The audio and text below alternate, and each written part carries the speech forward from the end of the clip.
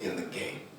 If Whitbank, let's say 5 or more artists from Whitbank were given a window of opportunity to get into the game right now, how do you think they would shake it up? I think our sister's already shaking it up. Yeah. That's one point. For the others, I think a lot of them have potential. Yeah. But I think it's just tweaks here and there. Yeah. Because some of them are a bit too concentrated on making music for other people. Okay. As opposed to making music for themselves. Okay, I feel you. And also, I feel like a lot of them with potential don't have a sound. Okay. So if you don't have a sound, what do you have to offer? Because people can't listen to you and say, this is new. What is this? Who is this? Yeah. They're just listening and they say, "Not to Aries." Not to AKA. Yeah, I feel you. Not to one man. So if you're coming from a point of you already sound like someone else, it's very hard to break through, because why would they have a photocopy if they have an original already? Yeah. There's no need. And you can be better than someone you're trying to be. Exactly. The photocopy can't be better than the original, because the photocopy will always need the original to be certified. Yeah, I feel you. So let's take a deep dive. Let's take a deep dive into this whole thing of visual identity, because I see a lot of artists, you know, personally, I feel like, okay, don't kill me when you see me in the streets. It's just cold out facts. I feel like a lot of people here in Whitbank are very talented. Yeah. Creative wise, they're off the chain. But what separates us from the game is visual identity. I feel like, okay, please. Wait, I have a simple question for you right now. Yeah.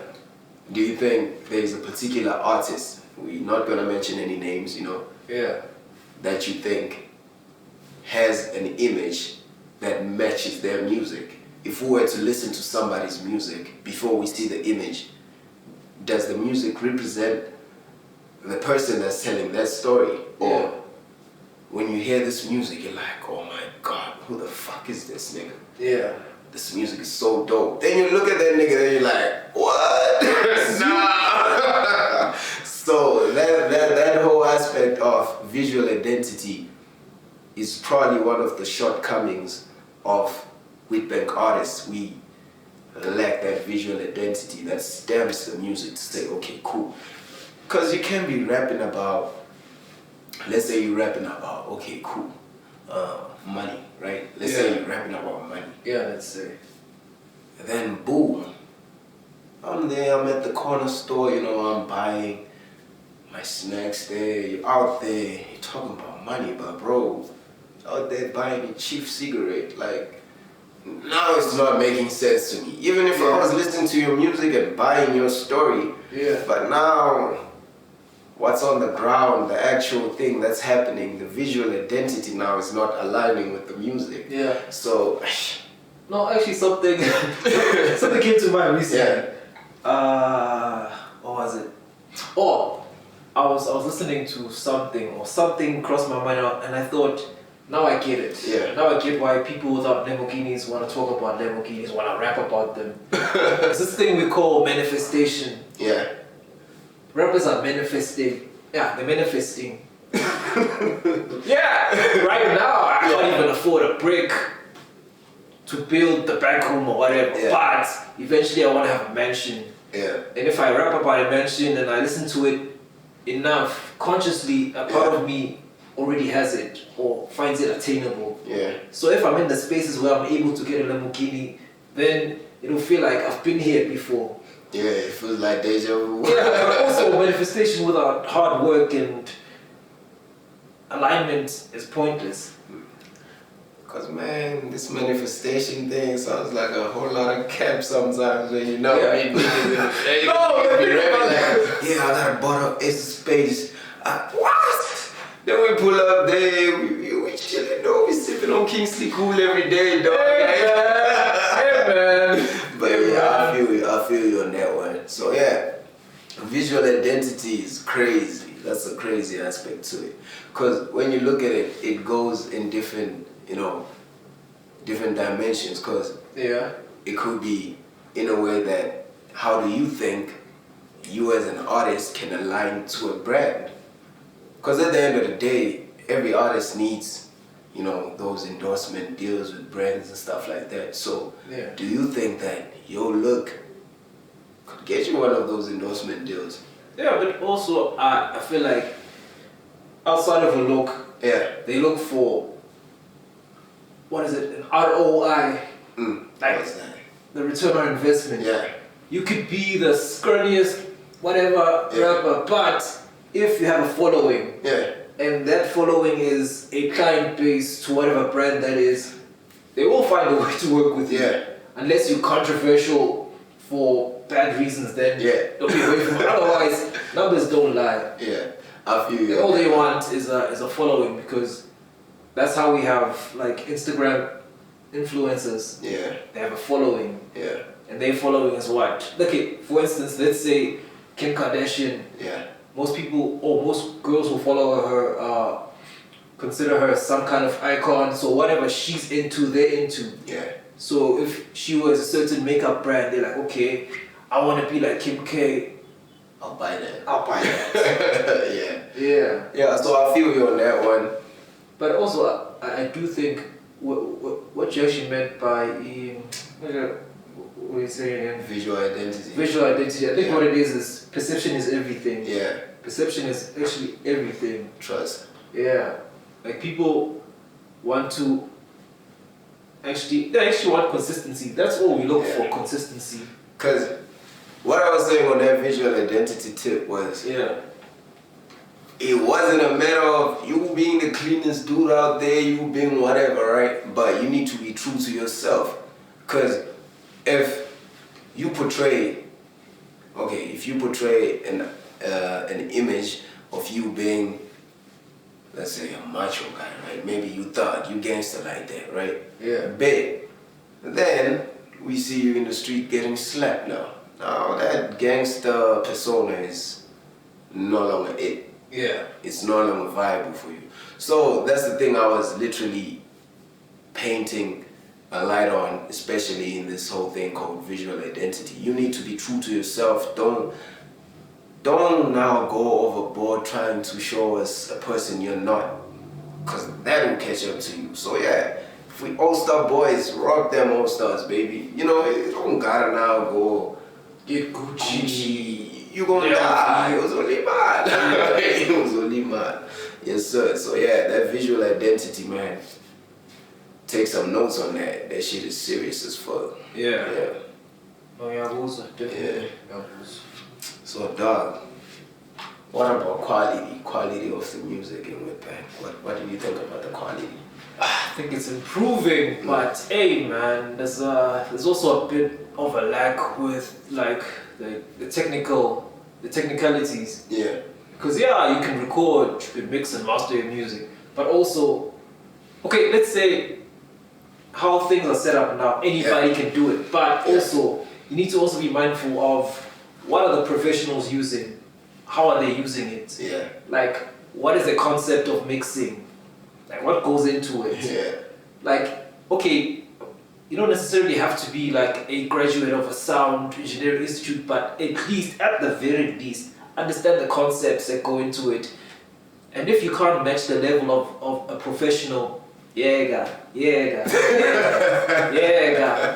it's facts, right? Like, yeah. That's all I can say about it. Yeah, because one thing about it is I've noticed that, you see, the difference between a professional and an amateur, right, is that a professional is going to put in a lot of hours into that. An amateur, 3-4 hours into mixing, they'll be like, I say it right, boy. Say it right. Keep it. Yeah, you're right. So those are the differences now, and sometimes you just need to invest in your craft and actually pay for a professional to do certain things, because you get your things done right. And also, the amount of time it's going to take for you to get to a professional level versus the time you could be spending writing the music, Man, it's gonna take you way too long to get to a professional level. Then you still have to go and write everything, have to go and produce everything.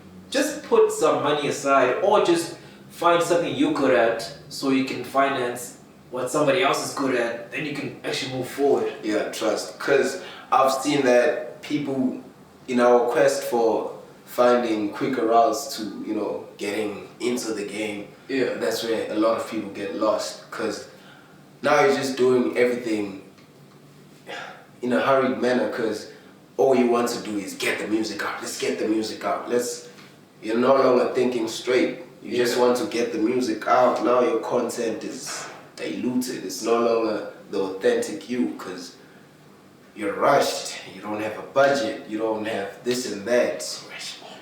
Hectic things. But also, sometimes it's not necessarily about having or not having a budget. There's something we're not also like looking at. Yeah. Because everybody wants something.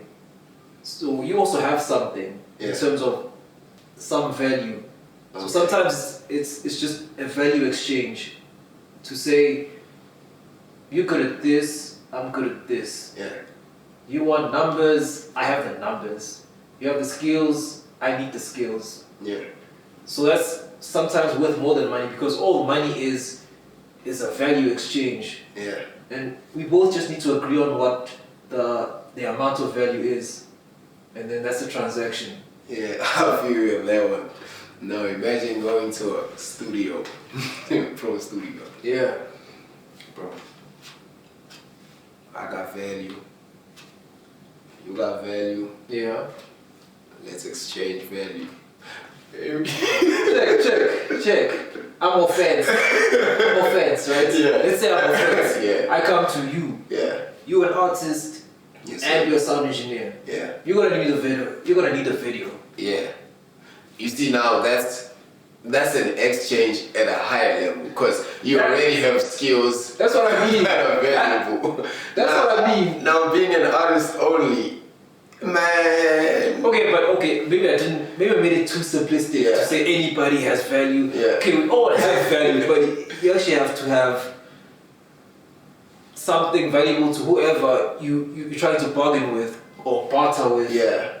It's not just everybody who's gonna off the bat say, yeah, okay, let's do that. Yeah. The most consistent value exchange is money. Like, okay, how much do you want? I'll give you that. If you don't have it, then you either have to get somebody cheaper or find a way to raise funds. That's just crazy. Yeah, it's just really what it comes down to. And cheap is expensive at the end of the day, so ish. Hey man, cheap is very expensive. So I had this very interesting conversation, you know, with this sound engineer, the producer too, cinematographer. So this other time, the DJ was asking me, yo bro, I need a place to to master my shit, to mix and master my new music that's coming out soon. I was like, yo, I know a professional, he can do that for you. Yeah. He's like, oh, okay, cool. So I shoot the professional an email. I replies on mail. It's like, okay, since I know you, I'll make it 1,000 per track for mixing and mastering, right? But we can talk about the pricing, you know, we can negotiate. And like, okay, it's like, how many tracks do you want mixed and mastered? I'm like, 4, because it was an EP. Yeah. Then he's like, okay, give me 3.2. Okay. I shoot over the mail to the guy that wanted the mastering stuff. Yeah. Like, no boy, yo, 3.2, yambulala boy. Yeah. Like, bro, just sit on your projects, it's okay. Sit on them. Because he did say he wanted a professional. Yeah, so sit on those projects, Yeah. make money, then you go shoot those projects over to the professional and get the quality you want. Because sometimes you might lose your biggest hit because of rushing shit.